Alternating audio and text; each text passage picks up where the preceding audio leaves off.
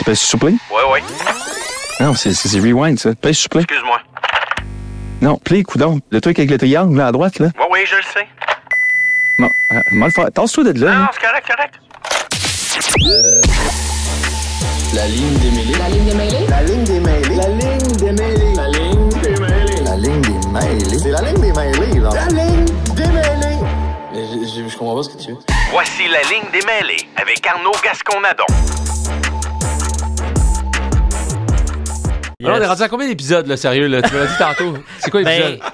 Techniquement, je pense que lundi, c'était notre 12e. Quelqu'un nous a écrit pour nous dire que qu'on a fait le 11e? Non, c'est qu'il a vu le 11e, puis il a aimé ça. OK. Puis il était comme le 11e est bon à Chris. Mais c'était-tu notre dernier? Non, notre dernier qu'on a fait, c'était le 12e. OK, fait que là, on est au 13e. On est au 13e. Hey, ça va vite, hein? C'est pas pire quand même, là, tu sais. Ah, ça va pas plein d'applaudissements. 13e épisode. 13e épisode. On l'a fait jeudi parce qu'on a eu un petit problème d'horaire pour le faire demain. Ouais. Fait que ça va nous permettre de parler du Thursday Night, l'incroyable Thursday Night ce soir. Nail biter. Un nail biter, entre les fameux Broncos et les Saints. Les Saints, c'est tough quand même, hein? On était sûr après 2 semaines que ça se passait. Tabarouette, la descente aux enfers, mon homme, des Saints est entamée. De l'autre côté, c'est Sean Payton qui s'en vient essayer de retrouver son bounty hunter dans le temps qu'il payait le monde pour blesser d'autres joueurs. Qui revient aux Saints. Fait que ça va être gros ce soir quand même. Les Broncos, je les aime, man. C'est une petite équipe sneaky, peut-être playoff même. Ouais. Quand tu regardes en plus leur cédule, puis ils sont 3-3 en ce moment. Ils en ont volé une aux Jets. Ils jouent les Saints, ils jouent les Panthers. Après ça se corse un peu. Ravens, Chiefs, Falcons. Ils vont en voler une là-dedans aussi. Après ça, ils jouent Raiders, Browns, Colts, Chargers, Bengals, Chiefs. Ils vont rester dans la course, je pense. Ben oui. Ils vont rester dans la course parce qu'on le sait que c'est Sean Payton qui coach ça. Puis on n'arrête pas de parler de Kevin O'Connell aux Vikings, puis Brian Flores. Mais moi, j'aime ça aussi, Sean Payton puis Vance Joseph. Là, c'est pas deux piments non plus. Là. Ben Ils sont très, très forts dans ce qu'ils font. Fait que gros affrontement ce soir, on va en parler un petit peu plus tard. Nouvelle de la semaine dans la NFL. Commençons avec Davante Adams, l'échange à Davante Adams. Quel échange quand même. Puis, est-ce que je suis un gros fan de l'échange? Pas tant que ça. Est-ce que, genre... C'est ton équipe, là. Ouais, c'est ça. Est-ce que je suis là pour le show? Ça, c'est sûr. Bon, Aaron Rodgers avait l'air content. Hein? Il était sur Pat McAfee, d'ailleurs. C'est là qu'on a tous vu Davante Adams. Écoute, Davante Adams, il avait tellement hâte de sacrer son camp des Raiders. Il a pris un red eye pour aller à New York. T'es arrivé en plein milieu de la nuit. Il était tellement excité, là, genre le lendemain, il était au bureau à 4h du matin en train d'apprendre le playbook. C'est dire, c'est le même playbook qu'à Green Bay. Fait que, en gros, Davante devrait avoir un impact dès la première semaine. Il va jouer en fin de semaine. Miraculeusement, son hamstring est redevenu top shape. Fait que merci beaucoup. Ça, c'est hamstring, c'est facile. Oh, j'ai mal à l'ischio. C'est ça. Ah, puis en passant, j'aimerais ça être échangé aussi, ouais, s'il te plaît. Fait que Davante, je sais pas c'est quoi qu'il va avoir comme impact. Une chose est sûre, c'est Garrett Wilson ne sera plus doublé par personne. Ouais, Davante Adams va manger le double.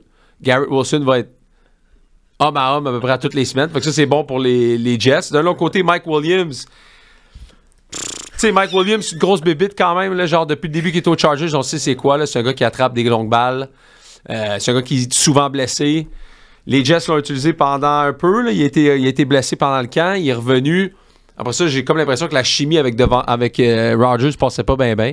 Mais c'était jamais comme un gage de succès, là, cette espèce Mike de Williams? fit-là. Mike Williams et Aaron Rodgers, il me semble que c'était un fit qui clairement allait pas fonctionner. Ben, il leur fallait quelqu'un d'autre. Ouais, mais c'est ça. Il leur fallait quelqu'un d'autre, une présence vétéran aussi, tu sais. Ouais. Garrett Wilson est jeune. Là, t'amenais Alan Lazard de Green Bay, qui connaissait bien Aaron, qui connaissait les signaux, qui pouvait comme coacher un peu les autres receveurs. Mais Allen n'est pas le même gars qui était à Green Bay non plus. Puis Mike Williams, ben c'est un peu... c'est un one-trick pony, comme on dit en anglais. Là. C'est un gars qui est capable de faire une chose, c'est d'attraper des balles physiques le long des lignes de touche. Mais on l'a vu le dernier match, tu sais, je veux dire, sur une situation de blitz, que les Bills amenaient tout le monde, Mike fallait qu'il se retourne rapidement, était pas au bon endroit, il s'est pas retourné assez vite, la balle, il est arrivé direct dans les chenolles, d'ailleurs. Ouais. Boum! Belle séquence. Ça rappelle un peu parce que tout le monde la check. Puis l'autre, ben, c'était la dernière passe du match. Hein, c'était intéressant ce qu'Aaron Rodgers a dit, en fait. T'avais Alan Lazard qui a frappé vraiment le milieu du terrain, qui a même levé la main comme pour attirer tout le monde en disant « Je suis disponible, je suis disponible ». Puis Mike Williams devait passer à l'extérieur du demi de coin sur une couverture 2. L'extérieur du demi de coin pour vraiment venir étirer le plus possible le demi de sûreté. Puis Aaron Rodgers l'a dit, je connaissais pas ce terme-là, mais c'est intéressant quand même. Il disait Mike Williams devait être sur le red line. Ouais. Je sais pas si vous avez entendu ça, il devait être sur le red line, suivre le red line. En fait, le red line, c'est 5 verges des lignes de touche. Fait qu'un peu entre les numéros et les lignes de touche, tu dois suivre le red line. Fait que c'est comme une ligne imaginaire que tu suis, puis ça te permet de stresser la défensive horizontalement, en tout cas la tertiaire. Puis il l'a pas fait, puis quand Aaron, il regardait Alan Lazard, puis la dernière seconde, il dit « je vais l'envoyer à l'autre », puis il l'a juste vu, pas sur le red line, il a fallu qu'il ajuste son lancer, puis ça a été une interception.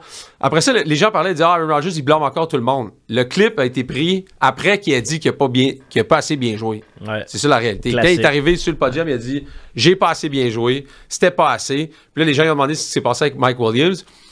Puis j'ai trouvé ça cool quand même, tu sais, d'être... tu sais, il faut que tu sois redevable un peu de tes autres joueurs, là. Tu sais, si tu fais pas la bonne job, ben, qui est de mieux qu'Aaron Rodgers pour te le dire devant tout le monde, en fait. Tu sais, c'est... Regarde, on n'a pas de cachette, là. T'as mal fait ton tracé, t'as mal fait ton tracé. J'ai pas de problème avec ça. Aaron Rodgers, t'as 40 ans, là. Tu sais, c'est comme si c'était de marier à 58, là. Tu te demandes tout de suite. Tu veux-tu des enfants? Tu sais, ça va vite, là. Les dossiers vont vite. Speed dating va vite, là. Tu veux-tu des enfants? Tu veux-tu des animaux? Je peux-tu toucher? Non, tu sais, ça va vite, là. Tu sais. Règle la paperasse, là. Ouais, règle la paperasse vite. Aimes-tu ça être touché? Moi, oui. Toi, non, on décolle. Tu sais, ça ressemble à ça, là. Fait que... Non, mais c'est ça pareil. Tu sais, personne n'a le temps là-bas, là. Personne n'a le temps. Fait que Devante vient combler, je pense, bien des affaires à ce niveau-là où... Ouais. T'as pas besoin d'amener Devante vers quelque chose. Il sait déjà tout quoi faire. Il connaît le carrière, il sait quoi faire avec lui. Puis moi, je trouvais ça bien drôle parce que j'ai tweeté ça d'ailleurs la soirée même que Devante a été...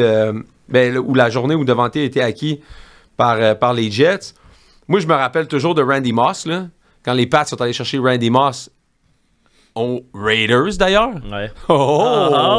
J'avais même pas pensé à ce parallèle-là. Mais ils sont allés chercher pour ça un 6e choix repêchage, ou l'affaire de même, fait un vol. Classique. Bill Belichick, c'est le plus gros vol de sa carrière. Ça, puis la fille de 24 ans, là.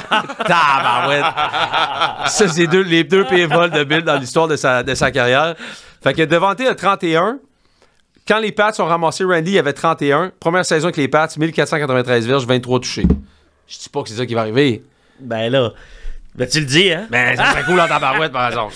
Ben, fait donc... Mais tu y crois-tu vraiment à ce que Davante Adams peut permettre à cette équipe-là des Jets qui présentement est mid? Ouais. Très mid. Est-ce que tu penses qu'il peut... Arrête, là. Est-ce que tu penses qu'il peut vraiment... Rehausser le niveau? Vraiment rehausser le niveau à court et long terme? Peut-être pas cette semaine, mais je pense qu'à moyen long terme, oui. Ouais. Ça, c'est sûr. Parce que notamment, ça va libérer Garrett Wilson. Là, t'as une pas pire belle bébite comme choix numéro 2 là, aux Jets. Ah oui. Là, puis je pense qu'il va être meilleur dans ce rôle-là aussi. Moi aussi, je pense. Au moment de sa carrière, en ce moment, je pense que oui. Puis le fait de ça va lui permettre de pouvoir s'adapter avec Rodgers plus rapidement. Parce que c'est comme Devante disait en conférence de presse. Il disait, par exemple, quand il est arrivé aux Raiders, si t'es doublé, le QB te regarde pas, tu sais. Ouais. Tandis qu'il disait, avec Aaron, il y a tout le temps de façon de battre une double couverture, tu sais. Justin Jefferson, il doublait à tous les jeux, ça ne l'empêche pas d'attraper la balle. Ouais. Josh McDaniels, qui était très pragmatique, qui était le coordinateur à l'attaque aux Raiders et coach en chef quand Devante est arrivé, ben c'est un gars des Patriots, tu sais. Fait que quand tu as un doublé, tu lances ailleurs. Mais les Patriots avaient un système au complet avec 4 gars de 5 pieds 8 qui sont super vite. Puis s'il y en a un qui est doublé, les 4 autres font toute la même affaire, tu sais. Fait que ça dérange comme pas vraiment. Puis les Pats jouaient tellement un système de jeu depuis plusieurs années où frappaient toutes les zones courtes qu'un gars comme Devante qui il niaise pas vraiment dans les zones courtes, là, lui, là, il s'en va, il fait tout son tracé. Il peut aller loin, il peut aller court, il peut aller mid. Bref, il peut tout faire. Fait qu'il faut trouver une façon de le libérer. C'est ça qu'il disait qu'Aaron Rodgers, c'est pas le jeu qui va faire en sorte qu'il va être libéré, c'est sa connexion avec le carrière. Donc tu y crois, là? Ben, pas le choix, là. Pas le choix. Puis de toute façon, je veux dire, les Bills sont pas si hot que ça non plus, là. Non. Parenthèse, ils vont chercher Amari Cooper. Ouais. Qu'est-ce que tu penses de ça? Ben, ma théorie par rapport à ça, parce que c'est arrivé après les Jets. Là, tout le monde dit, les Jets ont pogné ça, les Bills veulent pogner ça. Moi, je pense que les Chiefs s'en allaient chercher Amari Cooper.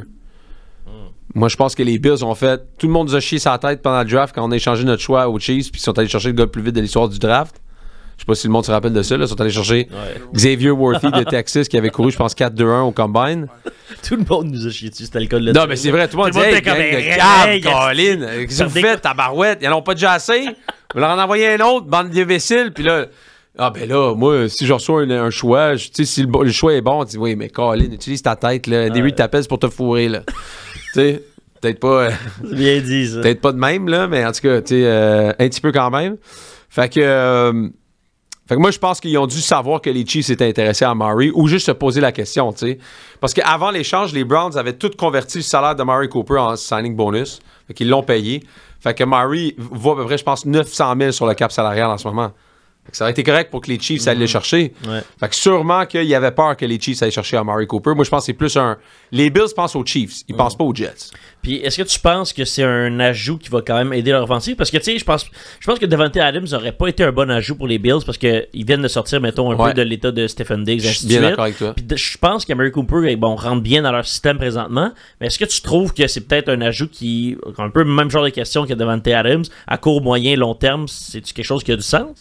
Je pense qu'Amari Cooper, c'est la dernière année de son contrat. Il me semble que oui. Fait que je sais pas exactement ça va être quoi le plan par rapport à ça. C'est quand même sa 3e équipe. Mais tu as raison de mentionner, je pense que Amari Cooper, c'est plus un gars calme, pas nécessairement besoin d'avoir la balle tout le temps. Il court des bons tracés. Il va pouvoir aider dans plusieurs situations Josh Allen. Puis là, tu regardes, c'est sa dernière année de contrat cette année. Fait que tu vois, puis il coûte 800 000 $ en ce moment sur le cap. Ah ouais, pour ce prix-là. Fait que c'est absolument rien, tu sais. Donc, moi, je pense que c'est un bon échange que les Bills ont fait, juste à titre de juste même pas laisser les Chiefs l'avoir. Parce que si ce matin, on apprenait que les Chiefs signaient Amari Cooper, on serait comme « Ah, shit, here we go again. Tu sais, ça aurait été ça, là. Tu sais, fait que... Tu sais, il y a eu tellement de succès. Il y a quand même eu du gros succès là, à Dallas, à Amari Cooper avec Dak Prescott. Fait un des meilleurs gars pour courir des tracés de la NFL. Exact. Tu sais, son route running est excellent. Fait que je me dis qu'avec Josh Allen, il y a moyen qu'il y ait du succès. Là, absolument, absolument. Peut-être pas cette semaine. Non. Mais je pense que c'est des gars qui, tu sais, dans 4-5 semaines, là, un peu pour commencer les playoffs, là, les gars vont être en forme. Là. Moi, je suis sûr que Amari Cooper va aider. À Josh Allen trouver une autre solution parce que quand Khalil Shakir n'est pas là, ben c'est tough pour et quand James Cook était pas là, c'est tough quand même pour Josh Allen. C'est 3 matchs mid que les Bills viennent de faire. Il aurait dû perdre contre les Jets. Mais j'ai tellement ri pendant qu'on s'écrivait pendant cette game-là. Ah, sacrément. Mais moi, faut pas que j'écoute des games tard demain. Je suis pas capable de dormir après, surtout si les Jets, là, fuck off. Là. Les jouent encore dimanche soir, je le regarderai pas, je pense. Contre les Steelers en plus. Ah, on va s'en parler tantôt. On va mourir. Ça va finir genre 14-12. Je vais direct m'aller dans la chambre. Arrête, c'est assez! Fait que ça va être ça. J'ai un petit pari pour toi si jamais c'était non, fuck pour toi tantôt. C'est sûr que tu prends les Steelers plus 2, là, c'était écœurant. Tu m'écœures, mais j'ai pas le choix, moi aussi, je pense. Alright, autre nouvelle de la semaine. Big Tom Brady. Oh. Big Balls Tom Brady. Il est sharp, hein? Il est tout refait. Il est sharp. A acquis, en tout cas, 5% de la franchise des Raiders. Bon. C'est clair. Moi, c'est clair que Tom Brady, c'est pas un analyste de foot, là. Je le vois depuis le début de l'année. C'est cool, c'est beau, mais tu sais... Je pense pas qu'il va faire ça pendant 10 ans. Là, puis je pense que ce qu'on vient de voir là, je pense que c'est plus que Tom veut faire. Là, moi, la seule affaire par rapport à ça, c'est comment le deal s'est passé. Parce que quand tu regardes sur Internet, les Raiders valent 6,7 milliards. Donc, ça veut dire que 5% équivalerait à 335 millions. C'est impossible qu'il ait sorti ça de sa poche. Là. Je veux bien croire qu'il y a de l'argent, mais il n'a pas sorti 335 millions de sa poche. Donc, comment il a fait pour acquis les 5%? C'est ça ma question. Là. Je ne sais pas exactement comment il a fait ça, mais la rumeur dit qu'il a déjà parlé à Bill pour venir coacher les Raiders. Ben, tu sais. Fait que là, qu'est-ce qui se passe? Parce qu'il y avait cette fin de semaine une rencontre des propriétaires dans laquelle il a été approuvé par les 32 propriétaires pour devenir propriétaire minoritaire. Il y a aussi une affaire qui est intéressante à mentionner quand même. Cette année, la NFL, pour la première fois, a ouvert aussi une partie de son équité de chaque équipe à des fonds d'investissement. Donc, il y a des fonds d'investissement privés qui peuvent acquérir jusqu'à 20% d'une équipe de la NFL. Donc, ça veut dire que la NFL, en ce moment, devient un produit de placement financier. Ils veulent se positionner comme... Donc, un espèce de genre BlackRock ou un espèce de Vanguard pourrait acheter genre une partie d'une équipe. Puis là, toi, tu mets ton argent avec BlackRock, toi, tu mets ton argent avec Vanguard sur un ETF à la bourse, par exemple. Puis tu fais de l'argent sur la valorisation de l'équipe. Donc, ça fait en sorte que les seuls propriétaires, genre solo, je pense, vont commencer à perdre des plumes un peu dans la NFL, où la NFL veut rentrer encore plus d'équité. Hey, c'est beaucoup d'argent. Là, maintenant, tu libères 20% à BlackRock, là, puis le monde met de l'argent dans BlackRock, puis l'argent s'en va dans l'équipe. Ça veut dire que, je veux dire, ça monte de façon infinie, en fait. Tu as toujours une solution pour aller pitcher de l'argent là-dedans. Fait que Brady qui acquiert 5% d'une franchise qu'on dit que Mark Davis est probablement le propriétaire le plus pauvre de la NFL. Tom s'en vient régler ça. Là. Ben, je sais pas comment, mais je veux dire, Tom a une valorisation extraordinaire. Là. Ouais. Ça veut dire que Roger Goodell et tout le monde l'a approuvé. Fait que ça, c'est bon signe. Après ça, c'est quoi son plan avec ça? J'ai aucune idée. Son plan, c'est... Mais son plan, c'est probablement d'acquérir une équipe au complet. Ben oui, mais son plan, c'est des Tom Brady à Las Vegas en train de se gâter. Là. Ça, c'est sûr que c'est son plan. c'est 24-7. Là. Comme joueur, c'est écrit qu'il a fait 332 millions dans ses contrats. Ah, ouais. C'est pas tant que ça quand tu regardes les autres. Hein? Non, c'est ça. Il n'a pas nécessairement été très greedy, mais des choses comme TB12, ça, c'est une affaire qu'il a construite aussi. Puis je pense qu'il y avait des bons deals aussi du côté des passes. Là. Genre, il s'est construit un centre là-bas de TB12. Je pense que ça y a rien coûté. Des affaires de même, je pense que ça, c'est arrivé tout au courant de sa carrière. Là. Il doit avoir passé le milliard. Là. De valorisation, hey, je peux pas croire. Non, c'est beaucoup quand même. Là. Je pense que c'est vraiment beaucoup. Là. Entre 500. 500, 750 peut-être. Ouais. Là. Ah ouais. Tu vois, Aaron Rodgers, lui, il est rendu à 380. Ouais, ça s'en vient, hein? Mais les gars comme Lamar, si ça continue à signer de même, ça va finir leur carrière autour de 700 millions, de quelque chose de même, là, parce que c'est du gros contrat, c'est du gros bidou maintenant ce que les gars ils signent. Là. Ouais, mais l'argent, il fait juste monter dans tous les sports. Je sais pas. Ouais, ben à part la NHL. Ouais, à part la NHL, ça, c'est stagnant. Mais c'est vraiment pas le pire. Mark Cuban, il y a comme 3 semaines, il a dit, je sais que c'est pas le même sport là, dans NBA, mais il a dit on va voir bientôt des billion-dollar contracts. Là. Il a dit on va voir des joueurs plus riches que les propriétaires. Wow. Ça, c'est ce que Mark Cuban a dit. Ouais. Quand même, là. Mais Mark Cuban, en ce moment, il a l'air de... de quoi, hein? Après cette bonne gorgée d'eau-là. Là. Je sais pas. Il a l'air d'un gars bizarre. Mais Mark... Ah ouais, mais ça se peut, hein? C'est qui le joueur le mieux payé de la NBA, là, en ce moment, là? Jaylen Brown? Ça doit être autour de genre 60-65 millions. Je pense que c'est Jaylen Brown qui a signé avec les... Avec les... mais tu sais, ça dépend. Si tu regardes à long... Parce que il y a Curry, je sais qu'il vient de signer un contrat genre 2 ans, 120 millions. Fait que, regarde, Jaylen Brown, 5 ans, 303 millions. Ok, ouais. C'est du bidou quand même. Celui qui est le plus payé par année, ça dit Steph Curry, je pense. Ça, ah ouais, Steph Curry. Il a signé 2 ans. Combien? 55 millions par année. En ce moment. Ouais. Quand même pas pire. Puis tu vois, Jaylen Brown, ça fini à 65 millions par année, son contrat 2028-2029. Ben ouais, moi, je serais pas étonné un 75-80, là. Ben ça va s'en venir. Ça va, le petit de Minnesota, peut-être. Anthony Edwards, ouais. Mais sinon, Wembanyama, là. Ouais, Victor Wembanyama. Que j'ai sa carte, hein. J'ai acheté sa carte cette année, Rookie Card, PSA 10. Après dur labeur. D'ailleurs, justement, en tabarouette, j'ai acheté une carte de Caitlin Clark, Senior Iowa, PSA 10. La carte, c'est genre... elle venait de remporter le plus de points, genre en carrière, là, tu sais. Ouais. J'ai acheté ça.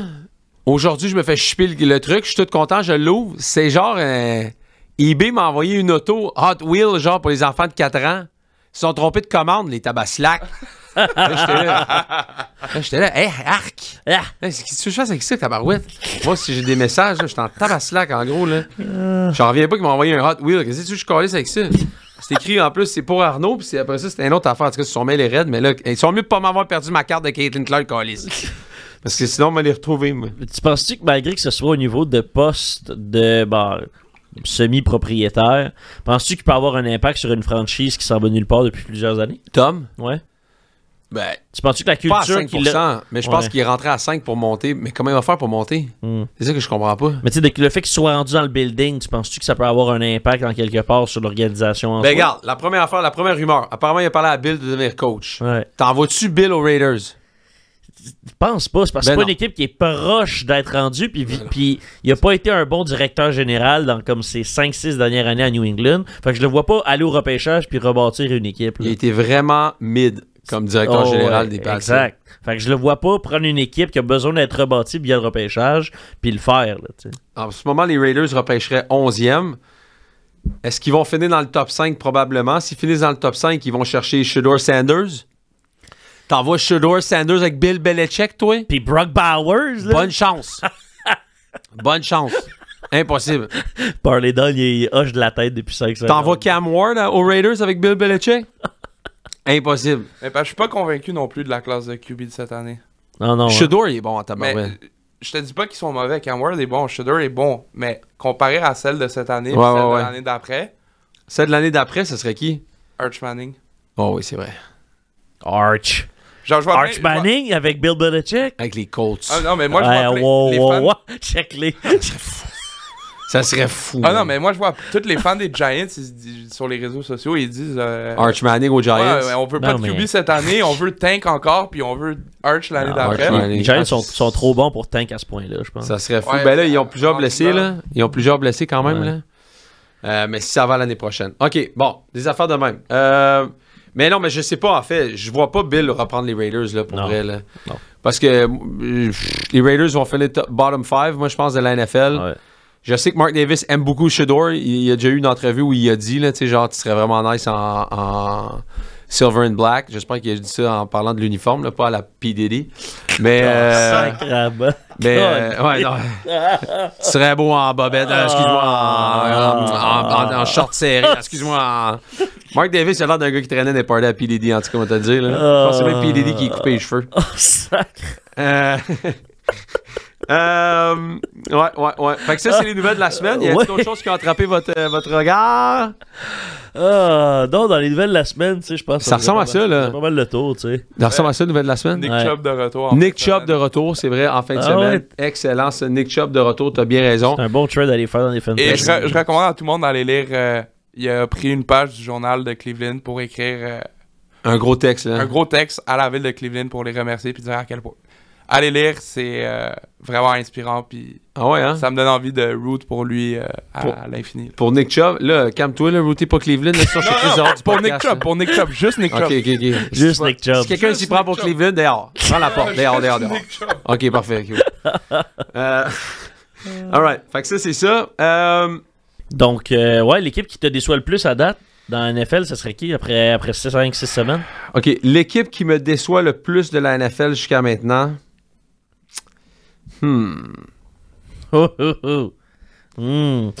Attends, je réfléchis là. Parce que c'est pas nécessairement une équipe avec une mauvaise fiche. Non.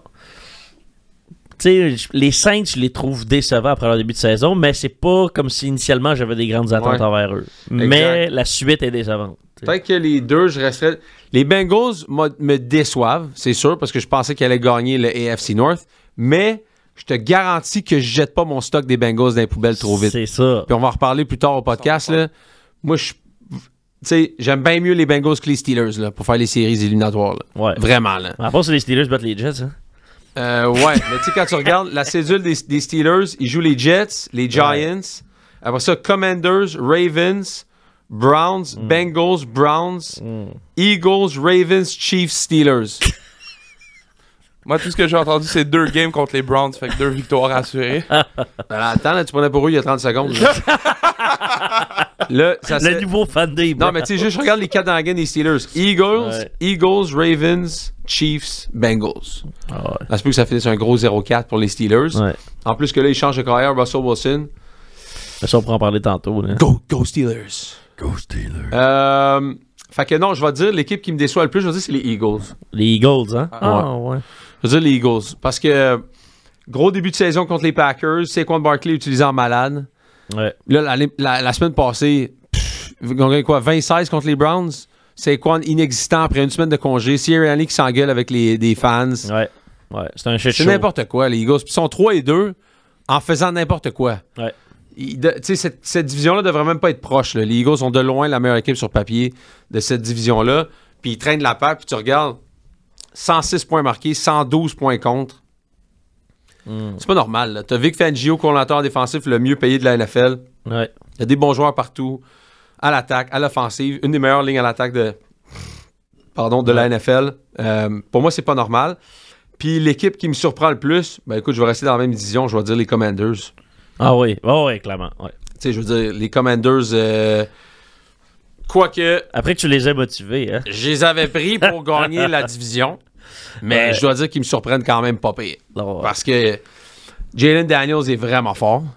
Puis avec Cliff Kingsbury. Puis je vais même en donner une à Dan Quinn, le coach en chef qui s'est fait mettre dehors des Falcons. Je pense que j'en avais parlé lundi, mais tu sais, quand tu es un coach défensif, souvent on dit que tu n'es pas capable de gérer l'attaque. Tu n'as pas de flair par rapport à ça. Les meilleurs coachs défensifs ont du flair à l'attaque. T'sais, Bill Belichick a réussi à trouver Josh McDaniels, a réussi toujours à trouver des coordinateurs à l'attaque qui étaient en sorte de faire bouger son attaque. Mais tu l'as vu dans plein d'autres. Robert Saleh n'a pas été capable. Il y a plein de coachs défensifs qui ne sont pas capables de... Ron Rivera n'a jamais été capable. Il était coach aux Panthers, n'a jamais été capable de trouver un coordinateur à l'attaque qui était capable de bouger son attaque.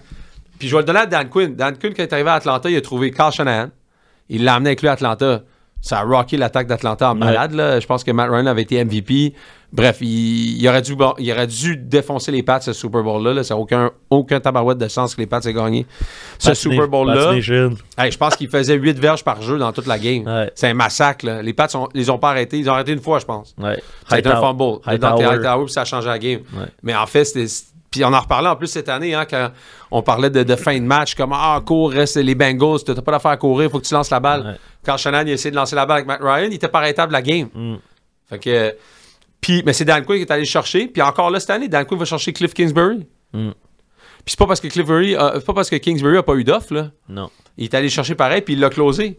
Fait que Cliff, qui est un excellent coach des carrières, qui a eu Pat Mahomes sous son aile, qui a eu Kyler Murray sous son aile, là, qui a eu Jalen Daniels sous son aile. C'est comme un bon gars avec les kids, c'est un bon gars avec les jeunes. Puis il est vraiment bon au niveau du carrière, de savoir quoi faire avec lui. Il a été coach en chef des Cards, ça n'a pas très bien été. Il est reparti en Thaïlande avec une coupe de... coupe de quoi? D'amis. Une couple d'amis. Quelques amis de soirée. Oui, lui, il goal en tabarouette. Kingsbury, il n'a pas le temps de niaiser. Là. Fait que, il a pris un vol aller juste en Thaïlande. Merci, bonsoir. Je reviens plus. Sweet. Ouais, avec une fille avec qui j'arrive pas à prononcer son nom. Puis je prendrais Commanders pour ma surprise. Nice. Je veux pas, mais c'est plus l'effet Dan Quinn, Cliff Kingsbury que je veux relater que les Commanders. Et Jalen Daniels. Et Jalen Daniels aussi qui se fait vraiment bien coacher. Ouais, super. Fait que super ça. J'aurais pu dire les Vikings aussi, mais. Moi, c'est ça que j'aurais dit. Vikings. Ouais. Je pense que ça va tomber. Ouais, c'est débattable. Donc, pour commencer, on va faire l'aperçu des games. Il y en a qu'on va parler un peu plus, il y en a qu'on va parler un peu moins. On en a parlé en début de podcast. Les Saints contre les Broncos ce soir. En gros, c'est le match retour de Sean Payton qui revient en Nouvelle-Orléans. Bonnick joue du bon football. Les Broncos sont 3-3. Les Saints sont pleins de blessés. C'est pas la meilleure semaine, je pense, pour prendre les Saints. Spencer Rattler a quand même démontré des belles choses contre les Bucks. Ouais. Mais je pense que je favorise les Broncos cette fin de semaine dans une semaine courte. Je vais prendre le meilleur coaching staff. Puis je vais prendre Broncos. Je les ai pris à -1,5. Je pense que c'est rendu à -3. Fait que je suis bien content de ça. C'est rendu à -3. Il a sauté sur la ligne. Ouais, j'étais pas mal sûr que la ligne était trop rapprochée. C'est tout le temps bon de regarder en avance. Là, souvent, là, genre le dimanche soir, c'est souvent là qu'il y a les meilleures lignes. Ouais. Fait que si t'es confiant de ton affaire, le dimanche soir, tu peux faire quelque chose. Fait que moi, j'ai gagné 1,5 point là-dessus. Fait que j'ai bien hâte de voir. Je vais... Fait que ça aussi, on est passé, mais c'était un bon bet. Sinon, on a peut-être des petits prop bets là-dessus pour la game de ce soir. On va en parler en fin de podcast où je vais donner mes 5 meilleurs bets. Parlay va sortir un parlay pour la fin de semaine. Yes. Et puis, on va regarder quelques petits prop bets. Commençons dimanche. Patriots Jags à Londres. Donc, l'équipe favori de Londres, les Jags, reçoivent, si tu veux, les Patriots. Les Jags sont favoris par 5,5 points. C'est deux des pires équipes de la NFL pour l'instant, les Jags et les Pats. Deux des pires défenses de la NFL. New England, les Patriots sont 29e. Les Jacksonville sont 32e. Fait que ils sont pas capables d'arrêter personne. Trevor Lawrence, c'est 1-10 depuis la semaine 12 de l'année passée. On bâtit là-dessus. Jacksonville était 8-3 après cette descente-là. Ouais. Ils étaient 8-3. On était sûr que c'était parti. Moi, de l'année passée, je les avais pris pour aller loin en série. J'avais pris Trevor comme MVP. Je m'étais vraiment planté solide. Moi, je pense que c'est un match crucial pour Doug Peterson. Moi, je pense que si Doug EP perd cette game-là, on pourra voir le deuxième coach de la NFL se faire « Fired! You're fired! » pour faire comme Vince McMahon. Et ça, je sais pas comment il a rappelé ça, Dick McMahon, il a rappelé ça genre... Dick McMahon. Big Black Mike. Est-ce que c'est ce que tu ferais, toi, s'ils perdent Je laisse partir Doug Peterson? Ouais. Je pense que je suis obligé de le laisser partir. J'espère contre les Pats, là. Je pense que je suis obligé de le laisser partir. Puis en plus, il y a la pression de la NFL, que tu sais, c'est l'équipe de Londres, là, les Jags. Là. Si tu perds là-bas, moi, je pense que tu laisses partir Dougie P. Un de mes best bets est sur cette game-là. On va pouvoir en parler en fin de podcast, nos best bets.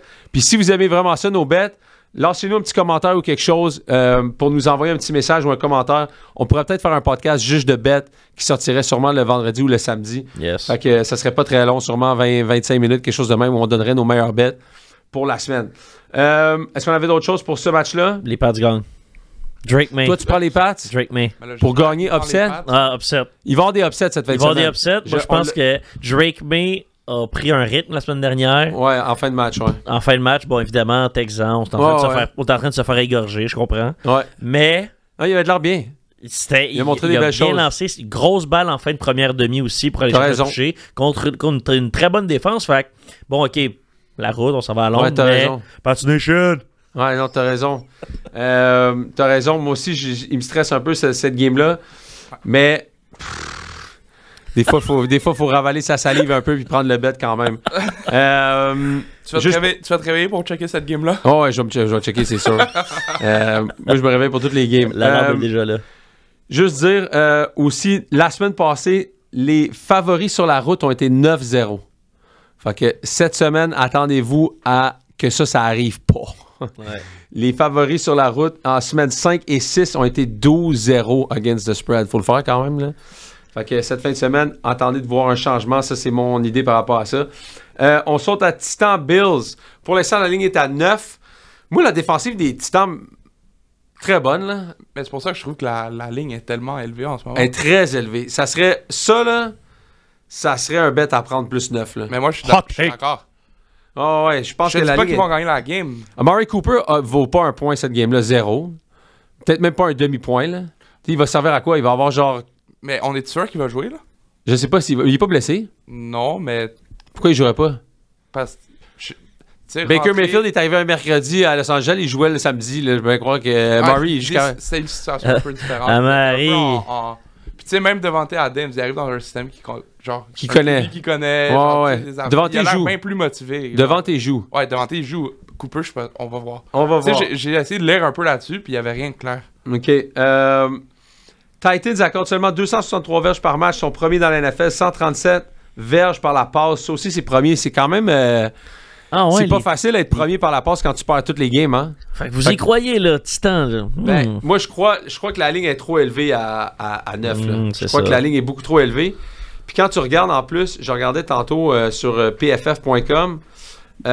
Laissez-moi juste arriver dans mon compte PFF. Je vais juste vous dire les player grades. Fait que quand tu regardes ça un peu, tu peux regarder comme, mettons, les statistiques. Cornerback. Les Titans ont Jarvis Brownlee Jr. Jarvis Brown, un choix de 5e ronde de cette année qui joue à un hyper haut niveau. Là. Il est le 8e corner de la NFL en ce moment dans toutes les catégories confondues. Puis ça, c'est sans compter le Jerry Sneed qui est là aussi. Ils ont T'Vondre Sweat, leur gros D-tackle qu'ils sont allés chercher de Texas qui joue du super bon football. Bref, ils ont des joueurs intéressants en défensive. Ils ont vraiment des joueurs intéressants en défensive. Peut-être pas la même qualité à l'offensive. Il y a quand même Will Levis qui fait une connerie par match. Mais ils ont parlé qu'ils devaient donner la balle à Calvin Ridley. Hein? Ridley a comme dit, ça n'a pas de bon sens, j'ai pas la balle. Non. Ça serait un bon prop bet. Calvin Ridley over catching receptions. Là. Ça, je pense que je regarderais ça beaucoup dans les nouvelles de la semaine. Quand un receveur se plaint, là, pas bien long que tu essaies de le faire plaisir. Là. Mais quand un receveur se plaint, soit il va avoir une game malade après, ou soit ça va être exactement la même chose. Ou soit il se fait échanger. Ouais. Mais en parlant d'échange, t'as-tu vu les Titans, pas un échange, mais ils ont relâché Jamal Adams. Ah, j'ai pas vu ça. Ce matin. Hey, lui, quel flop, hein? Quel flop, Jamal Adams. Mais c'était ça, genre sur ce que j'ai. Y a-tu joué? C'était son request. Ah oui, c'est sûr. lui qui a demandé de se faire release. Ah, c'est sûr, il est bien trop cool, lui. C'est sûr, il dit, je vais aller jouer ailleurs. Ben ouais, ok, il va jouer ailleurs. C'est la même chose aux Jets. Tu vas jouer aux Bulldogs de Laval. Aux Bulldogs de Laval, un grand classique. Un grand classique. Fait que non, c'est ça pour cette année. Josh Allen, 0 interception cette saison, hein. C'est quand même assez impressionnant, là. Ah ouais. C'est sa plus longue séquence de sa carrière. Interceptions, c'est ce game de tout. Maker. Il a lancé 18 interceptions l'année passée, 0 depuis le début de l'année. Fait qu'il conserve la balle, mais les Titans, c'est un top 10 défensif de la NFL depuis le début de l'année. Moi, je pense que la ligne est trop haute à 9. Y a-tu des bêtes pour lancer pour des turnovers pour un carré? Ouais, tu peux avoir les interceptions. Moi, je pense que c'est là qui lance sa première interception. À la maison, contre les Titans, tu peux parier là-dessus. Je pourrais parier là-dessus. Ouais, tu peux parier sur le 0.5 over, genre. Je pense qu'il est dû pour en lancer une. Puis là, contre une bonne défense contre la passe. T'as peut-être raison, c'est bon. Pourquoi pas? Penses-tu que bonne intuition. Le fait que Stephon Diggs soit plus là fait qu'il lance moins d'interceptions? Ben, je pense que c'est. Je pense qu'il force moins la balle. Il lance moins la balle aussi loin. Fait qu'il force moins les jeux. Ses jeux sont plus rapprochés de la ligne de mêlée. Donc, Diggs, il était quand même demandant. Il voulait ses stats, il voulait ci, ça. Exact. Ouais, là, c'est comme. Il n'y a plus ce problème. Comme Josh Allen, il a dit, genre, on n'a plus de gars qui sont en train de se soucier des stats dans le room. Là. Puis aussi, c'est pas juste ça. C'est que je pense que le système fait en sorte que la balle est passée de façon plus courte. Puis c'est pour ça que j'aime beaucoup le fit de Amari Cooper aussi dans cette équipe-là. Parce que c'est un gars qui va faire des bons tracés, tu sais, puis ses tracés vont être de qualité. C'est pas juste comme un DK Metcalf ou genre une bébite, là, qu'il faut que tu lances la balle à 40-50 verges pour que tu fasses quelque chose, puis ses tracés sont pas clean. Fait que pour ça, moi, je pense que l'échange était vraiment bien pour les Bills d'acquérir Amari Cooper, surtout au prix qu'ils l'ont payé. T'as-tu vu la photo de DK Metcalf? Ben, c'est une vidéo de DK Metcalf avec Calvin Johnson avant la game en fin de semaine dernière. Même avec ses épaulettes. Calvin est immense, hein? Ah, tout le monde disait DK Metcalf, c'est le prochain Calvin Johnson, blablabla. Il est immense aussi, DK. Ouais, mais tu le vois à côté, Calvin Johnson, c'est un. Tu le vois qui est plus gros, là. Ouais, c'est un monstre. Sans équipement, rien, puis ça fait genre 4 ans qu'il joue plus. Je sais, mais DK, il bloque en tabarouette, par exemple. Ouais. Il bloque. Calvin, il bloquait pas, lui. Mon receveur préféré à vie, là, Calvin Johnson. J'ai grandi en le voyant. Là. Moi aussi, je suis d'accord. Triple coverage, des situations, là, dans une équipe, là, pourrie, mais il était incroyable. Puis la meilleure histoire de lui, là, de Calvin, c'est qu'il voulait pas courir le 40 verges au Combine. Puis là, l'agent, puis tu sais, il a dit, je pense que ça serait bon pour courir. Il a dit, j'ai pas amené de souliers. Il a pogné les souliers à un autre gars. Il a couru 4-3-5. Wow. À 2,40. 6-5, c'est mon style, ça. C'est mon style. Il a pogné les souliers à un autre gars. Il a dit, OK, ça me fait. Il s'est installé. Boum, il a couru ça 4-3-5. Il était fort aussi à NCAA football là, dans le temps. Là, avec Georgia Tech. Là, quand je jouais avec lui à PS2, là, je faisais ce que je voulais. C'est ridicule. Je le prenais juste pour lui. Je sais. Mais moi, je comprends pas pourquoi t'amènes pas tes souliers au Combine. Là. Il voulait pas courir. Il veut pas courir. Il n'amène pas de souliers, je veux pas courir. Alright, on passe à la prochaine game. Dolphins-Colts. Colts sont favoris par -3. Tout a de l'air de prétendre, en tout cas, qu'Anthony Richardson va jouer. C'est peut-être ça qui fait en sorte que la ligne est à -3. Je pense que j'aimerais mieux Joe Flacco comme partant. Regarde Joe Flacco qui a 238 verges par match depuis qu'il est là, 7 touchés, 1 interception. C'est vraiment pas le même style qu'Anthony Richardson. La seule affaire, c'est que faut que les Colts ils sachent, j'imagine qu'ils veulent savoir si Anthony Richardson est capable de jouer. Ouais, parce que moi je prends Miami. Là. Moi je prends Miami parce que Richardson joue. Hey, toi t'es pas gêné, toi. Non, mais c'est pas ouais, parce que Anthony Richardson joue, puis qui joue pour les Dolphins? J'y crois. Ben, c'est ça. Skyler. C'est Skyler. Je sais même pas. C'est encore Skyler. Skyler, j'y crois. C'est son nom de famille, ça, j'y crois. J'y crois. Skyler, j'y crois. Non, mais pour vrai, c'est parce que Richardson, là, va pas compléter plus que 9 passes. Il va pas se rendre dans le double. 12. Il va 12 en 28. Max. Pour 400 verges. Puis j'ai vu mes receveurs tellement souffrir des causes dans mon keeper que je sais ce qui s'en vient. Oublie ça. Moi, j'y vais avec Miami. Puis, tu l'as dit tantôt, il va y avoir 4 upsets cette semaine. Tu l'as dit dans le show du retour des sportifs. 4 upsets, Miami est là-dedans. Oh my God. Il aime moins ça, là. Ben, celle-là, je l'aime pas pantoute. Dolphins, c'est dégueulasse là, depuis que Tua est pas là. Attends qu'on se rende aux Steelers. Je pense pas qu'il va aimer ton pic non plus. Mais ça fait partie Tua avec la main de fer dans le film de peur, là. Prends ma main! Mais quand lui va revenir, par exemple, ça va être autre chose. Et quand il revient, là. Ouais, quand il va revenir, là. Il y a tellement de. Avez-vous les clips de genre, tout le monde dit quand Mike McDaniel remet Tua sur le jeu, puis tu vois genre Ace Ventura dans le film. Blue 32! Blue 32! C'est hey! Pas que la balle saute par-dessus genre un arbuste, là. Je sais pas si vous vous rappelez de ce film-là d'Ace Ventura, mais la scène. Il y a genre un tutu, là, il fait semblant qu'il est mongol, là, genre. Ça me fait tellement rire. Pauvre toi, man. Qui revient. Mais les Colts, 13e offensif DVOA, 19e défensivement DVOA, sont en milieu de peloton. Oui, parce que Joe Flacco était là. Parce que, ouais, mais Anthony Richardson aussi, on va une game avec, là. Donc, c'est ça pour ce match-là.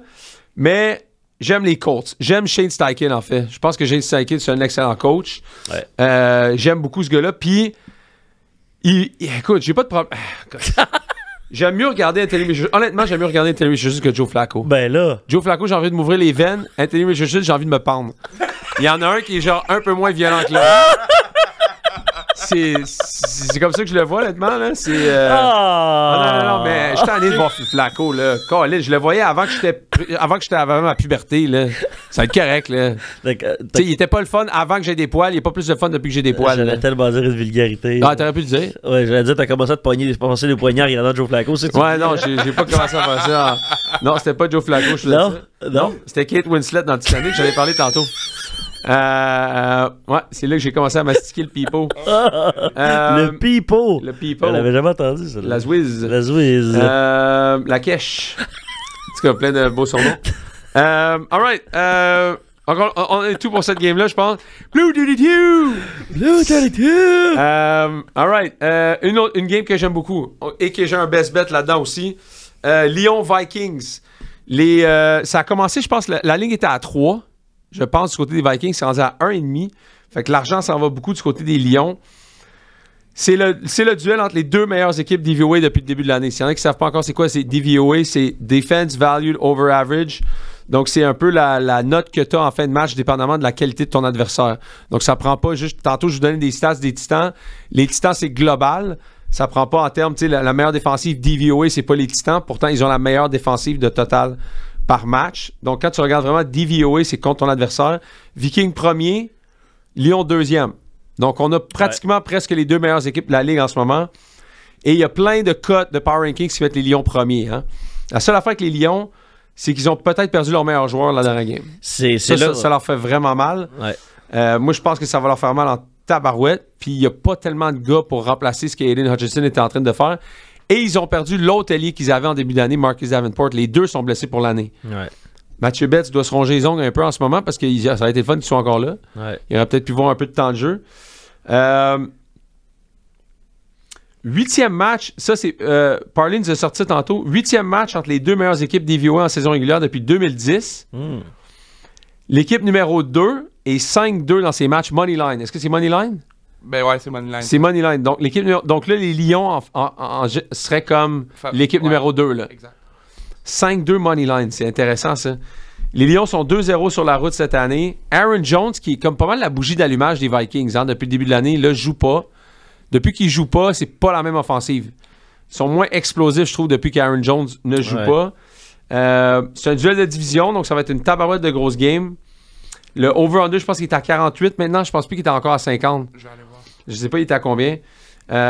Puis les deux équipes sont pas mal sûres de faire les séries éliminatoires. J'ai un best bet là-dessus plus tard dans le podcast que vous allez pouvoir peut-être mettre ça dans votre petite poche. Avez-vous d'autres choses sur cette game-là? Lyon-Vikings, en réalité, c'est une grosse game. Ben, c'est une des plus grosses games de la saison. Là. C'est le début des matchs interdivision dans cette division-là qui vont dicter ce qui va se produire, qui va être capable de terminer dans le haut du classement. Parce que présentement, c'est potentiellement la meilleure division de la NFL. Les 4 équipes sont en haut de 500. Fait que tous ces affrontements-là vont être cruciaux pour qui termine en haut, mais aussi être capable de garder sa fiche en haut de 500 parce qu'il y en a qui vont tomber. Là. Ouais, exact. Mais tu sais, pour revenir là-dessus aussi, lundi, je pense, ou peut-être un podcast de la semaine passée, on avait sorti que la division des Bears, là, tu sais, les Bears sont derniers à 4-2, que c'est la première fois depuis le réalignement des divisions en 2000, que les 4 équipes de la même division ont au moins 4 victoires après 16 games. Sauf que quand tu y repenses, est-ce qu'il y a une de ces équipes qui a eu un duel de division encore? Je pense pas. Mais c'est ça. Toutes les duels de division, ça commence cette semaine. Oui, il y a eu Packers-Vikings une fois. Ouais, Packers-Vikings ont joué ça. Il a eu juste une fois. Comme c'est facile de checker cette stat. Les Vikings ont gagné 31-29. C'est facile de checker cette stat et de dire « Wow, c'est une division exceptionnelle », mais ils vont payer bien des défaites dans la deuxième moitié de l'année. Là. C'est sûr. Non, c'est ça. Cette division-là va éclater dans pas long. Là. Mais c'est ça, il n'y a pas le choix. Ils vont tous se jouer. Ils vont tous se fendre. Ils vont jouer contre aucune équipe. Il leur reste leurs 2 matchs contre les Bears, contre les Vikings. Puis, Ils vont tous se fendre, le people. Ah, ils vont tous se fendre le péteux, là, c'est sûr. Là, regarde, Vikings-Lyon en fin de semaine. Ouais. Après ça, t'as... Plus tard dans l'année, là, t'es vois toutes, là. C'est pas si pire quand même du côté des Vikings, mais... mais j'avais sorti les Bears là, la semaine passée. Regardez les bien Bears, c'est le pire. Là. Ah, les Bears, c'est le pire. Les Bears vont se faire entroupetter. Là. L'équipe la plus physique va gagner en fin de semaine, je pense. Parce que c'est 2 équipes extrêmement physiques, Minnesota puis les Lions. Tu sais, quand Minnesota avait affronté les Niners en début d'année, on avait dit qu'ils les avaient brassés. Ouais. Je pense que les Lions, c'est aussi une équipe qui a ce type d'identité-là. Ouais. L'équipe qui va être capable d'être la plus physique, je crois, va être capable de l'emporter. Il y a une statistique intéressante du côté des Lions depuis le début de l'année. Je vais la revisiter peut-être pour le prochain podcast, mais... Regardez, essayez d'aller regarder l'équipe qui joue contre les Lions la semaine d'après. Ouais. Rushing yards over, puis ils se font d'habitude péter parce que c'est tough de jouer contre les Lions. Ouais. Fait qu'ils sont genre maganés, puis la ligne à l'attaque des Lions te fait tellement mal que la semaine d'après, t'es pas capable d'arrêter personne. Ouais. Puis souvent, tu te fais battre sur le spread. Fait que dans les dernières années, c'était les 49ers, mais là, je pense que c'est les Lions qui font cet effet-là. Mais regardez bien le calendrier des Bears qui s'en vient. Commanders dans 2 semaines parce qu'ils sont en bye week. Cardinals, Patriots, petite bye week. Victoire après ça, check bien ça. Packers, Vikings, Lions, 49ers, Vikings, Lions, Seahawks, Packers. Les Bears se font défoncer dans les 8 dernières semaines. Caleb se blesse dans 4 semaines. Ah, ça va être terrible. Ils jouent les Pats, là, puis après, c'est juste de l'entrecutage jusqu'à la fin. Ben, c'est ça, mais les 3 prochains matchs, je pense, c'est Commanders, Pats, puis Commanders, Pats, puis je sais plus c'est qui la Cards. Cards. Après ça, c'est juste division. Ben, c'est ça, mais ça reste 3 équipes qui sont encore dans le bas, genre les 20, genre les 10 pires équipes en défense. Ouais, c'est ça. Fait que pour Caleb Williams, au moins, il va pouvoir progresser un autre 3 matchs. Il va finir avec genre 6 victoires, 7 victoires avant de jouer toutes ces games de division. Puis là, tu essaies d'en gagner 2 là-dessus, puis de te croiser les doigts que 9-8, c'est assez pour que tu remportes ou que tu te faufiles en séries éliminatoires. Alright, fait que c'est ça du côté de cette game-là. Après ça, on peut continuer. Bengals-Browns. Bon, ça, j'aime bien ça, cette game-là. Bengals-Browns. Pourquoi j'aime ça, cette game-là? Ouais. Parce que j'ai un best bet là-dessus que j'aime beaucoup. Les Bengals, je pense qu'ils sont bons. Je pense qu'ils sont bons, c'est juste que la fiche ne reflète pas exactement ce qu'ils font. Ils ont une des top 3 meilleures offensives de la NFL. J'ai une stat vraiment intéressante que je vais donner dans mon best bet. Pourquoi est-ce que j'aime les Bengals dans cette game-là? Les Browns, que Nick Chubb revienne ou non, ça me dérange pas vraiment, surtout avec la statistique que je vais vous sortir d'ici la fin de l'épisode. En ce moment, les Bengals sont favoris, je pense, à 6 maintenant. Fait que c'est à partir de 5, je pense. C'est monté jusqu'à 6. Et les Browns, ben, en gros, c'est la pire équipe de la NFL à peu près dans toutes les catégories. Là. On s'en dans va toutes des les catégories stats, confondues. C'est la pire de la NFL. Joe Burrow, lui, détruit tout. Depuis le début de la NFL, il y a 71,6% de passes complétées. Hey, c'est pas facile dans la NFL de compléter en haut de 70%. Code d'efficacité d'en haut de 110. 263 verges par match. On connaît leur offensive. Jamar Chase, T. Higgins, Joe Burrow. La cote, même à 6, je pense la cote, je m'en vais du côté des Bengals. Je suis vraiment pas surpris de ça. Est-ce qu'il y a quelqu'un d'autre qui avait quelque chose? Moi, j'ai un best bet là-dessus en fin de podcast. Non, moi, c'est beau comme match. Bengals-Browns, c'est trop d'orange, man. C'est un match bizarre. Là. Classique. Là. Trop d'orange. La game est à Cleveland. Fait que c'est cool. Les Bengals n'ont rien à faire la veille. Fait qu'ils vont se coucher, ils vont être reposés. Ouais. Fait que ça, c'est un autre bon signe du côté des Bengals. Je saute tout de suite. Texans-Packers. Il y a tellement des bons matchs en fin de semaine. Ben oui, on va être Texans-Packers, man. C'est tellement serré comme duel. Là. Ouais. Puis c'est un affrontement qui, selon moi, va en dire beaucoup sur les 2 équipes. Parce que c'est 2 effectifs envers qui on a de grosses attentes cette année, ou du moins envers qui on s'attend à un parcours éliminatoire de plus d'un match. Ouais. Fait que là, ils affrontent une autre équipe qui était pas mal au même stade, puis d'être capable d'aller chercher une grosse victoire convaincante d'une équipe ou de l'autre là, serait indicateur de quelque chose de prometteur. Donc, j'ai vraiment hâte de voir ce qu'on va avoir, mais je m'attends quand même à un match serré toutefois. Là. Bon, moi, Texans, j'ai D'Amico Ryan comme coach de l'année. Fait que c'est sûr que je veux en tabaslac qui gagne, parce que c'est un des trucs qui me stresse le plus. Dans ma vie, là, de mon parlay, qui peut me donner 450 000 $, c'est une des affaires qui me garde réveillé le soir. Fait que les Texans, ils n'ont pas battu personne, par exemple. Ils ont battu les Bills. Exact. 23-20. Fait que ils ont battu les Bills 23-20, puis Josh Allen était 9-30. Fait que ça, pour moi, c'est un one-off. Là. C'est une game que tu te fais, OK, ouais, Josh Allen, ça réarrivera plus. Ils se sont fait complètement anéantir par les Vikings en début d'année. Ils ont battu les Bears en début d'année. Ils ont battu les Colts en début d'année de peine et de misère. Puis ils ont battu les Jags. Fait que c'est pas nécessairement l'équipe qui m'excite le plus depuis le début. Ils sont bons, mais ils n'ont pas battu grand monde. Du côté des Packers, ils ont détruit les Cards la semaine passée. Battu un peu difficile les Rams à Los Angeles. C'était pas fait non plus. Non. Ils sont revenus de l'arrière, mais ils ont quand même perdu contre les Vikings. Ils ont battu les Titans, puis ils ont battu les Colts et ils ont perdu contre les Eagles en début d'année. Exact. C'est deux équipes qui n'ont pas pogné l'horaire d'aller un peu d'une certaine façon. Mais t'aimes-tu mieux Jordan Love ou t'aimes mieux CJ Stroud? Je pense que c'est deux bébés différents. Oui, je préfère. Au final, je prendrais CJ Stroud pour ses habiletés puis son upside. Ah ouais, hein? Moi, j'aime mieux Jordan Love. Ben c'est deux types de carrière, je pense, un peu différents. Jordan Love, c'est un gunslinger. CJ Stroud est très pochette, calme. Son jeu de pied est meilleur que celui de Jordan Love, mais Jordan Love, c'est une bébite, là. Ouais. Mais c'est pour ça aussi, je pense, autant par rapport à ces deux carrières-là, dans ce type de match-up-là, que comme tu viens de le présenter, je pense que ça va en dire beaucoup sur ces deux équipes-là, ce match-là. Parce que depuis le début de l'année, oui, ils ont gagné des matchs, mais c'est contre des équipes qui étaient beaucoup moins... pas des équipes dominantes. Là, c'est un gros match-up. Ouais. Ça va être une grosse game, j'ai hâte. Parley, t'as-tu quelque chose sur la game? Ouais, ben depuis le début de 2023, fait que pas cette année, l'année d'avant, CJ Stroud, premier dans la NFL pour les verges par game, 270.7. Puis là, Love, il est premier dans la NFL pour les passes de toucher. Wow. 44. Depuis l'année passée? Depuis le début de l'année passée. Depuis le début de l'année passée, ouais. Puis on s'entend qu'avant la semaine 9, Jordan Love, il était même pas sûr d'être partant jusqu'à la fin de l'année des Packers. Il a explosé la deuxième moitié de l'année. Donc lui, il est comme sur une streak de genre 14 games qui est vraiment tough à battre. Là. Ouais. C'est du 3-4 passes de toucher par game. Là. Ouais, cette année, c'est 4 games. La première, on a lancé 2, la deuxième 4, la troisième 2, la quatrième 4. Ouais. Il y en a juste une, je pense qu'il y a eu 3 picks, c'est contre les Vikings, me semble. Genre, il a fait comme 4 passes de toucher, mais 4 passes de picks, toucher, 3 picks, ouais. Puis il reste encore un peu ça. L'année passée, on a perdu contre les 49ers en playoff à cause d'une interception qu'il a lancée. Ouais. Il reste encore un peu, on dirait que c'est le Brett Favre, Aaron Rodgers, Jordan Love. Il y a du gunslinger dans le sang de ces trois-là. Là. Genre, ils veulent des fois juste slinger la balle. Ouais. C'est comme un peu un prime Jameis Winston. Genre, il va te lancer des picks, il va te lancer des... genre, c'est la version élite, genre, ce qu'on a voulu qu'il soit, genre. Mais c'est drôle parce qu'il y a un mix. Je vois du Aaron Rodgers dans ce qu'il fait. Je vois des affaires assez flyées. Là. Il est assez particulier comme joueur. Là. Genre, il est quand même resté 2 ou 3 ans derrière Rodgers. 4 même? Ouais. 4 ans derrière Rodgers. Fait que, tu sais, pas le choix d'apprendre des affaires. Pas le choix, puis toutes ces mimiques, son jeu de pied, je trouve que ça me fait tellement penser à du Rodgers. Puis des fois, par exemple, Rodgers, il se fait jamais intercepter ou presque là, dans les dernières années. Jordan Love, ça arrive encore. Fait qu'il y a des croûtes à manger.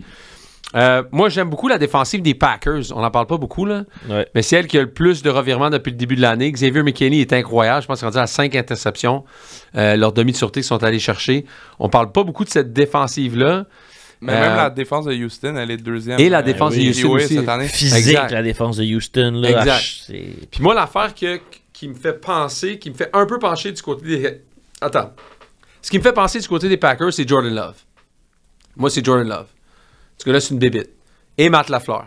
OK? Les deux ensemble. Et je peux dire aussi la défensive. Ce qui me fait pencher... En gros, tout. Ce qui me donne envie de te pencher. J'essaie de faire les pour et les contre. Puis de l'autre côté, Texan, j'aime beaucoup CJ Stroud. Pas autant que Jordan Love. J'aime la défensive, mais elle ne commet pas autant de revirements que celle des Packers.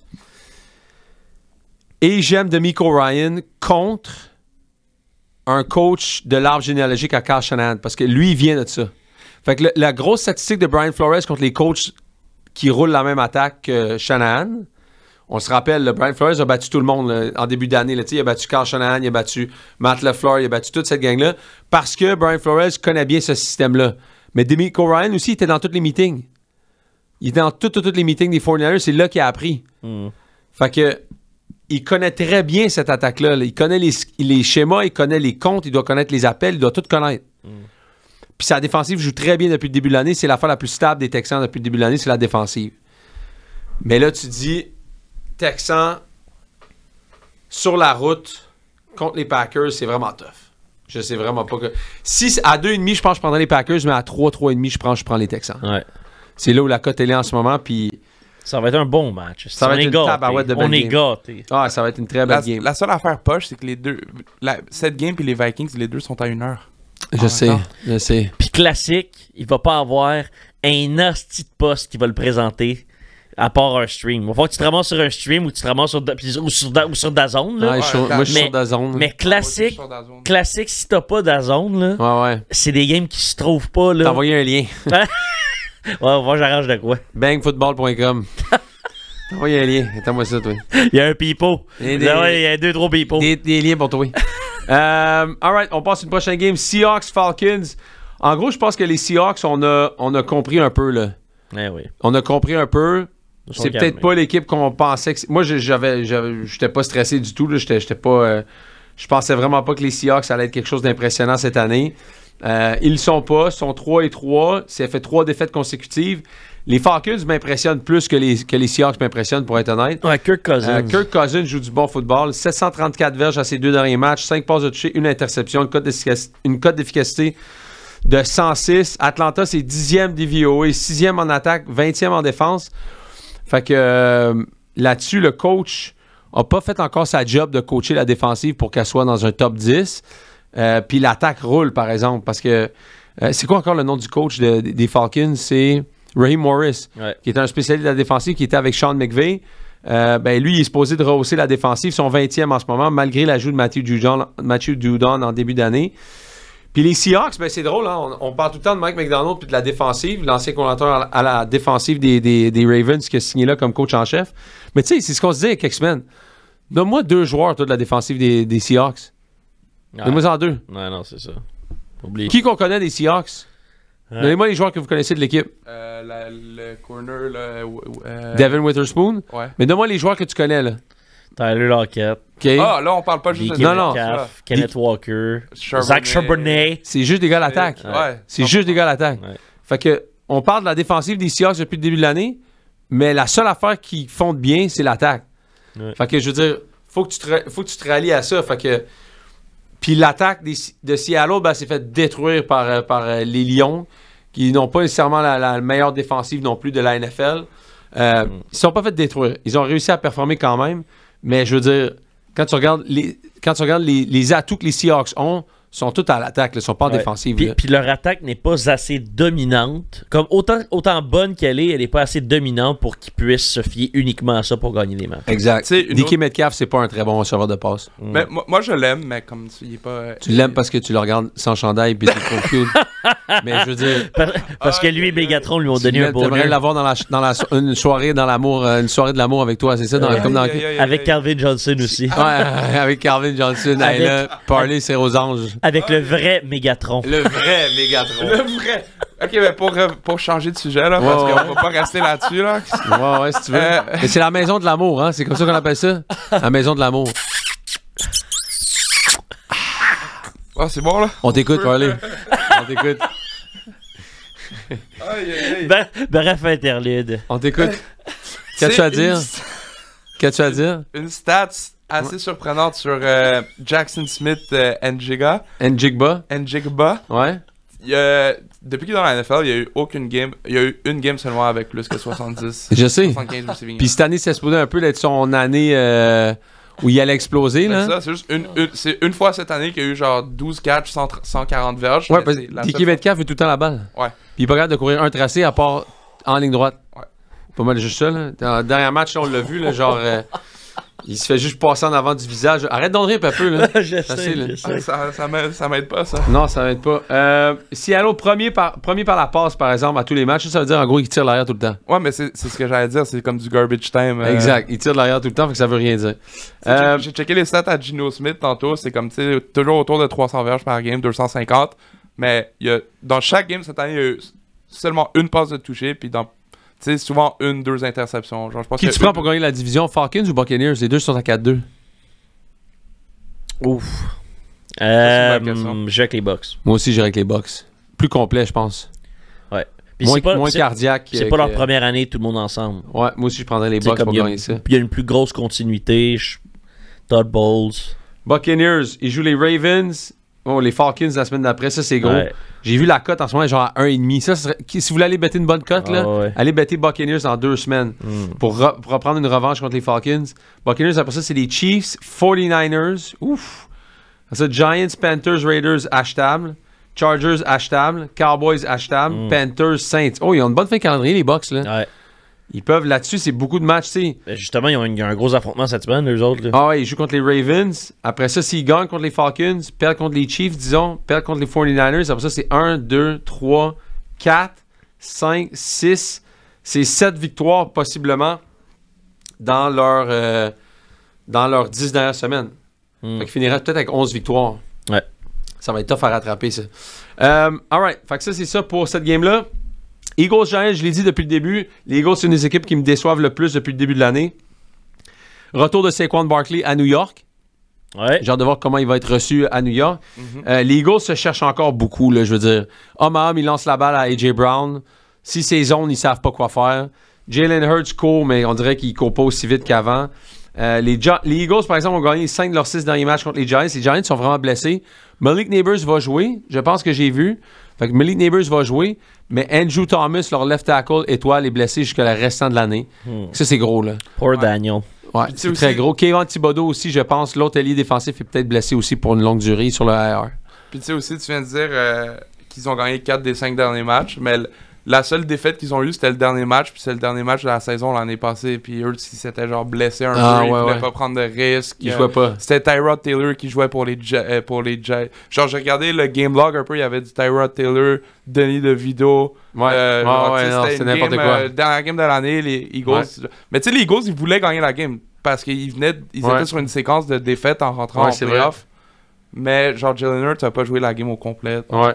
Puis quand tu regardes, les Eagles, même à 3-2, ont juste 42% de chance de faire les séries. Hein? Ouais. Pas tant que ça. Ils sont pas très achetables, les Eagles. Ils me déçoivent beaucoup. Kellen Moore aussi, on dirait qu'il n'y a pas d'innovation non plus à l'attaque depuis qu'il est revenu. La semaine passée, le match 20-16 contre les Browns après une semaine de congé. Là. Hey, come on, les Eagles. Là. Vous êtes supposés de les rouler par 30. Là. En plus de peine et de misère. Là, genre, de peine et de misère. J'ai vu le dernier jeu, genre une bombe à A.J. Brown. Genre, tu sais, cette passe, ça aurait 75% du temps. C'est genre... Ouais, exact. C'était très... Non, c'était les Eagles, il leur manque quelque chose. Fait que moi, je resterais loin de ce match-là. J'aurais absolument pris les Giants à 3,5 si Andrew Thomas jouait. Andrew Thomas joue pas, j'ai pas envie d'y toucher. Panthers Commanders. En gros, les Panthers sont juste revenus à où est-ce qu'on était au début. Là. Ils sont revenus là où on les aime. On les aime. C'est Mid-season form. Mid-season form. Let's go les boys. Commanders impressionne. J'en ai parlé tantôt. C'est mon équipe qui m'impressionne le plus. Panthers 30e DVOA, 31e défensivement. C'est vraiment grave.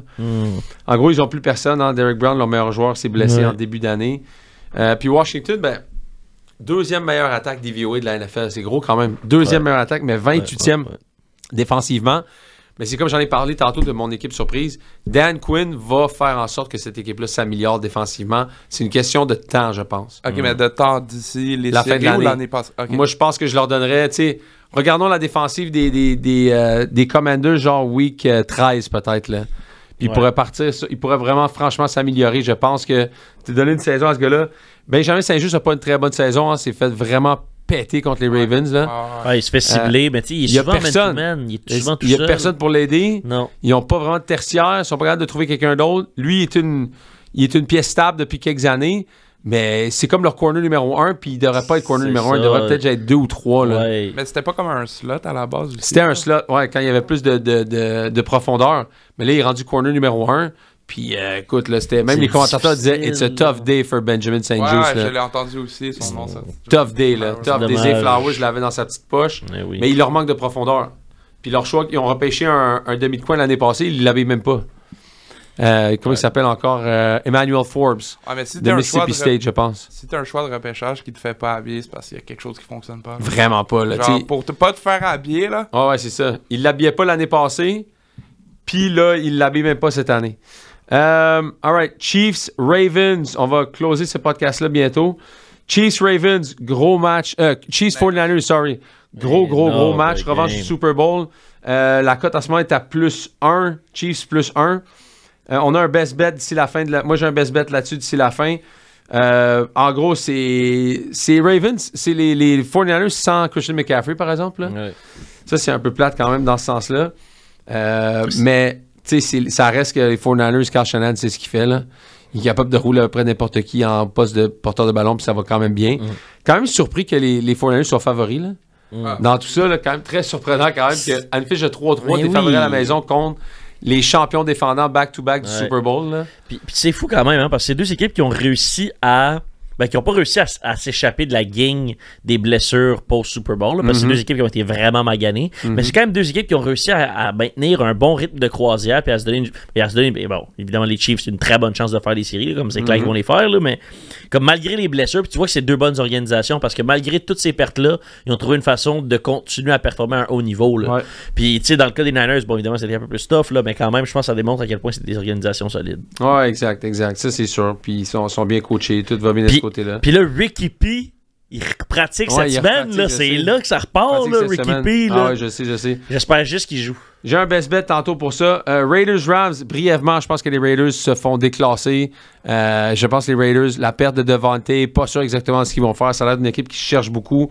Je connais pas exactement c'est quoi le plan du côté des Raiders. Ça a l'air un peu tout croche. Je pense que Cooper Kupp aussi est à surveiller pour revenir au jeu cette game-là. Fait que ça pourrait beaucoup aider les Rams et beaucoup aider le monde qui ont des fantasy avec Cooper Kupp.